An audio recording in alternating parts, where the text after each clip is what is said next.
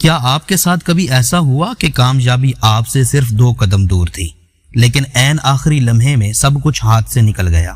آپ نے امتحان دیا، کامیابی کا یقین تھا، نوکری کا انٹرویو دیا، سلیکشن پکی لگ رہی تھی، یا کاروبار شروع کیا اور لگا کہ اب محنت رنگ لائے گی، لیکن پھر اچانک سب کچھ بدل گیا۔